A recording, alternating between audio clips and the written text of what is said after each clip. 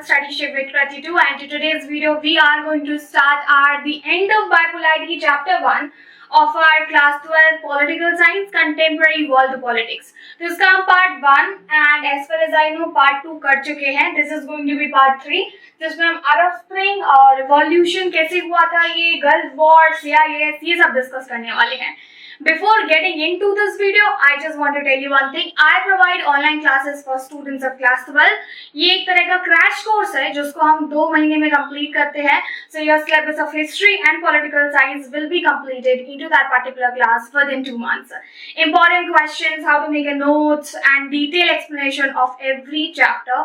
This is something that we do into this course. To know more about it, you can just text me onto my WhatsApp because it's a paid course. तो अगर आपको कोई query है, you can ask. We are starting a new batch from 10th of August. पहले हमको 1st of August से करना था, फिर हमको 10th of August से करना पड़ा because of some circumstances. So yeah, here we go now.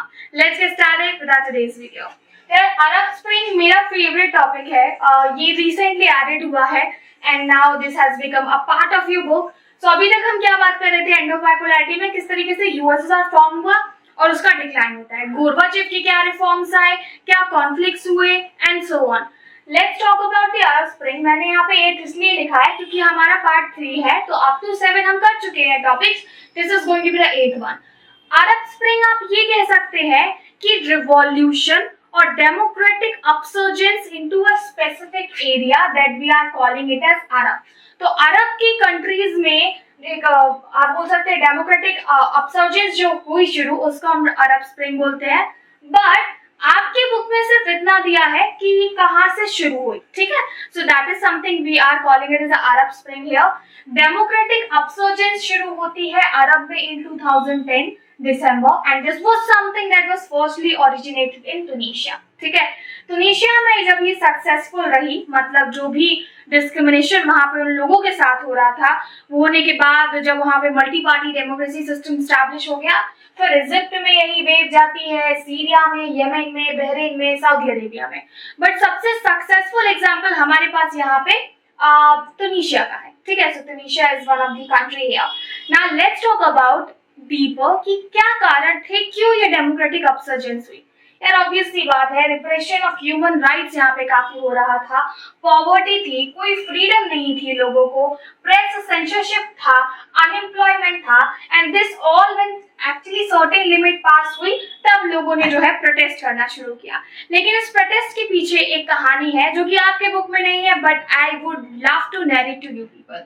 So revolution start कब हुआ? रिवॉल्यूशन शुरू होता है एक सिंगल आर्म आदमी से जिसका नाम था मोहम्मद बुआजिज, जिसने सेल्फ इमोलेशन किया था ट्यूनीशिया में. अब ये कौन था? ये एक स्ट्रीट वेंडर था, ठीक है, मतलब गलियों में अपनी दुकान लगाता था नॉर्मल. बुआजिज बचपन से ही जो है काफी जिम्मेदार इंसान था और उसके बचपन में ही फादर की डेथ हो जाती है. साथ में 6-7 भाई बहन थे, माँ थी, तो उन सबकी रिस्पॉन्सिबिलिटी जो है वो बुआजिज के कंधों पे आ जाती है. ना बुआजिज को बचपन से ही काम करना पड़ा. फाइनली वो एक कंडीशन पे आता है जब वो अपने लिए एक दुकान खरीद सकता था और एक प्रॉपर स्टोर ले सकता था जहाँ पे वो अपनी वेजिटेबल सेल करे. बट उस स्टोर के लिए उसने पैसे वैसे सब दे दिए, लेकिन उसको पुलिस की तरफ से और यू कैन से म्युनिसिपैलिटी की तरफ से परमिट नहीं मिल रहा था और काफी ज्यादा हैरेस किया जा रहा था. वो कई बार म्युनिसिपल कॉर्पोरेशन भी विजिट करता है बट वहां से कोई रिस्पॉन्स नहीं मिलता है. तंग आकर के जब वो काफी ज्यादा हैरेस्ड एंड एक्सप्लॉइटेड फील करता है तो बुआजिज ने सेल्फ इमोलेशन कर लिया, मतलब पब्लिक में ही पब्लिकली अपने ऊपर कैरोसिन ऑयल डाल करके जो है वो आग लगा ली. This is what we call as a self immolation. अभी जब ये सारी चीजें हो रही थी ना, तो क्योंकि हम बात करें 2010 की, एट दैट टाइम इंटरनेट आ चुका था, तो ये बुआजिज का वीडियो रिकॉर्ड हो गया और ये वीडियो रिकॉर्ड हो करके जो है वो वायरल हो गया ग्लोबल लेवल पे. अभी चूंकि तो जैसे ही ट्यूनीशियन गवर्नमेंट को ये पता चलता है, सबसे पहले तो वो सिटी में और पूरे कंट्री में इंटरनेट बैन कराते हैं ताकि ये बात आगे ना जा पाए. बट तब तक बहुत देर हो चुकी थी, internet is quite a faster thing, और जब तक लोगों ने देख लिया था ये चल रहा है. अब यहाँ पे जो है ऑथोरिटेरियन गवर्नमेंट का एंड हो जाता है. यहाँ के जो प्रेसिडेंट थे जिनका नाम था अल बेन, ठीक है, तो अल बेन को भागना पड़ता है जहां उन्होंने ट्यूनीशिया में 20 साल राज किया. Now he actually has to leave, ठीक है.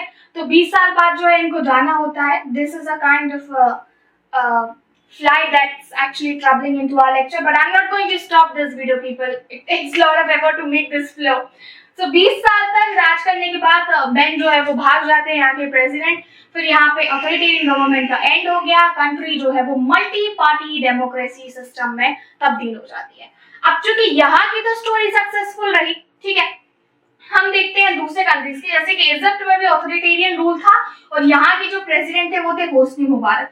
हालांकि उनको उनके तख्त से हटाना, उनके पॉलिटिकल पावर से हटाना इतना आसान नहीं था, but still people were successful to do it. फिर ऐसा ही कुछ लीबिया में होता है, सीरिया में होता है एंड सो ऑन, ठीक है।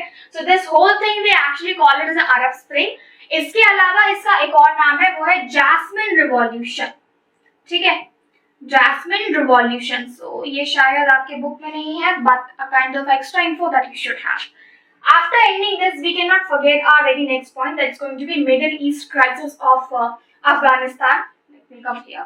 तो अफगानिस्तान में क्या हुआ, आपको याद है हमने 9/11 अटैक पहले हुआ करता था एंड ऑफ बाइपोलैरिटी में, हालांकि अब उस टॉपिक को हटा दिया गया है। तो 9/11 अटैक क्यों, सितंबर,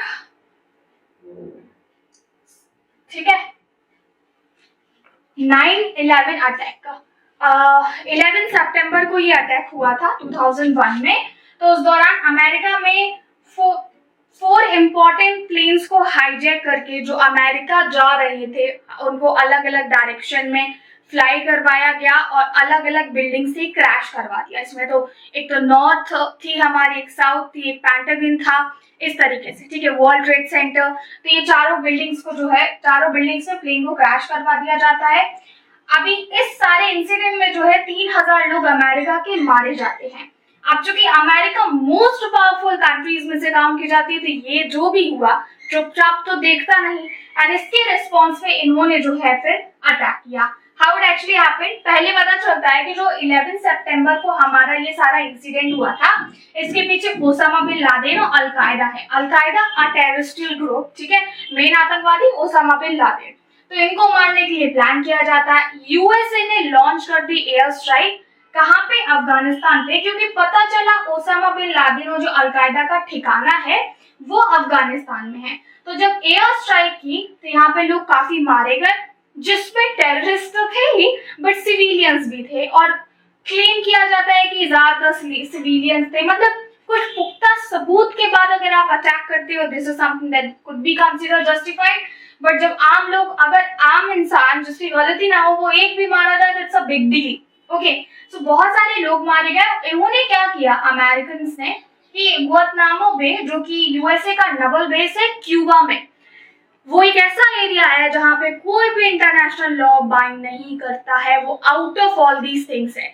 तो गुआंतानामो बे में इन सभी प्रिजनर्स को ले जाते हैं जो इन्होंने अफगानिस्तान में एयर स्ट्राइक करके पकड़े थे, और वहां पे जाके उनको पूछते हैं कि भाई बताओ तुमने किया या नहीं। And it is something said that कि काफी जो है अनजस्टिफाइड वे में उनको ट्रीट किया गया, बिकॉज इवन प्रिजनर्स के भी अपने राइट्स होते हैं, like at least they should have a chance to say something, but they were terribly treated into this particular attack here.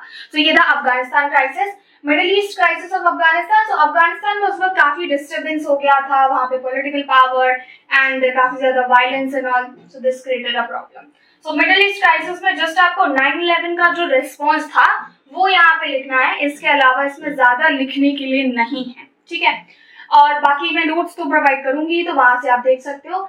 Gulf war की बात कर लेते हैं। गल्फ वॉर मूवी बनी है एक अक्षय कुमार की, what's the name of that movie, I think airlift, मुझे याद नहीं है क्योंकि मूवीज के मामले में मेरी मेमोरी बड़ी अच्छी है, देखती तो बट मैं मूवीज के नेम भूल जाती हूँ। मोस्ट प्रोबेबली एयरलिफ्ट ही है, ठीक है, अक्षय कुमार की है, जिसमें कुवैत पे अटैक किया जाता है। अब क्या हुआ कि सद्दाम हुसैन जो कि लीडर थे इराक के, तो इराक ने कुवैत से कर्जा लेके रखा था, ठीक है। तो इराक बड़ी कंट्री है, कुवैत बहुत ही छोटी सी कंट्री है अरब की, जैसे कि इसका मैप जो है वो तकरीबन ऐसे जाता है, तो ये एकदम टिप पे आती है, ठीक है। तो वो कुवैत काफी छोटी है। अब इराक के जो लीडर थे सद्दाम हुसैन, इनको वर्ल्ड के क्रूएस्ट लीडर में जो है काउंट किया जाता है। इन्होंने सोचा भैया हमने कर्जा तो ले लिया है, why it is important to repay them, ठीक है, when Kuwait was asking for it, इससे बेटर ये हम कब्जा कर लेते हैं। कुवैत में जो है ऑयल फील्ड्स भी बहुत ज्यादा है, रिसोर्सेज काफी ज्यादा है वहां पे, तो इराक ने कब्जा कर लिया कुवैत पे इलीगली। Now what happened, जब ये हुआ, क्योंकि सारा वर्ल्ड देख रहा था, this was something that was not considered right, किसी भी तरीके से ये जस्टिफाइड नहीं था, सरासर जो है यहाँ पे a kind of जबरदस्ती हो रही थी। So यूएस ने एक ऑपरेशन चलाया जिसको नाम दिया गया लिबरेशन ऑफ कुवैत, मतलब कुवैत को आजाद कराएंगे। इसमें तकरीबन 6.5 लाख, ठीक है, 6,60,000 ट्रूप्स जो है वो 34 कंट्रीज से जाती हैं, और जो हमारा यूनाइटेड नेशन है उसने भी इसमें पार्ट, मतलब यूनाइटेड नेशन का ही ऑपरेशन था, ठीक है। यूनाइटेड नेशन ने इस ऑपरेशन को नाम दिया Desert storm.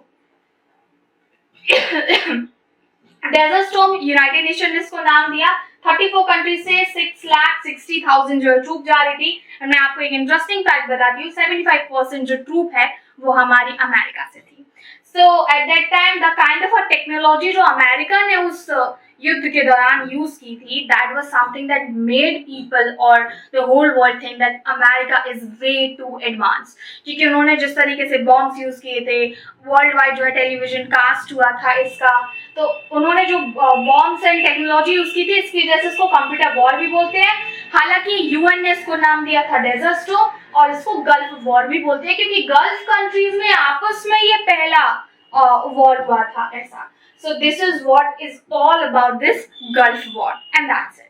Now the last topic that we need to discuss for this particular unit, which is going to be CIS, Commonwealth of Independent States. तो क्या है, डिसोल्यूशन होता है। Okay, I just want to correct one thing. Dissolution basically USSR का हुआ था, CIS का नहीं। जैसे ही यूएसएसआर सोवियत यूनियन का डिसोल्यूशन होता है, CIS बना दी जाती है, क्योंकि 15 रिपब्लिक्स थे यूएसएसआर में, not every republic was able to govern their own government and they need kind of assistance in it. तो यहाँ पे रीजनल इंटर गवर्नमेंटल ऑर्गेनाइजेशन बनाई गई, जहाँ पे ये सारे कंट्रीज कनेक्टेड रहेंगे in order to treat their government, और इंटरनेशनल लेवल पे सपोर्ट करना, कल्चर प्रमोट करना, सोशल एस्पेक्ट को देखना एंड पॉलिटिकल एस्पेक्ट को देखना। बट कोई किसी की सोवरेनिटी में इंटरफेयर नहीं करेगा, it was just a intergovernmental organisation.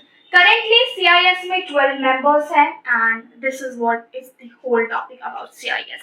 CIS से रिलेटेड और भी कुछ इंटरेस्टिंग फैक्ट्स है, जैसे कि आज Commonwealth of Independent States, Commonwealth के गेम्स होते हैं, यू नो दैट। पहले एक और कॉमनवेल्थ है हमारा, टू दैट वी एक्चुअली से, वो कॉमनवेल्थ मतलब जो एक वक्त पे ब्रिटेन की कॉलोनी हुआ करते थे। So these all country came together and now अभी कोई किसी का कॉलोनी नहीं है, सब इंडिपेंडेंट नेशन के तौर पे, you know, हर कंट्री का अपना इम्पोर्टेंस है, together they run the affairs, and that's it.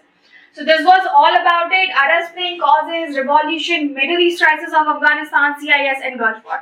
I hope आपको समझ में आया होगा, क्योंकि टॉपिक बिल्कुल भी डिफिकल्ट नहीं है। अभी तो मुझे क्लास 12 का पढ़ाने में बहुत मजा आता है, and probably this is going to be the last time I'll be making videos for class 12. Because there are already enough videos for it. So thank you so much for watching this video. Hit the like button, share this video, comment section में अपने doubts पूछ लीजिएगा, and subscribe चाहिए शुरू कर दी too for more such kind of video contents। मिलेंगे हमारे अगले वीडियो में। Bye bye.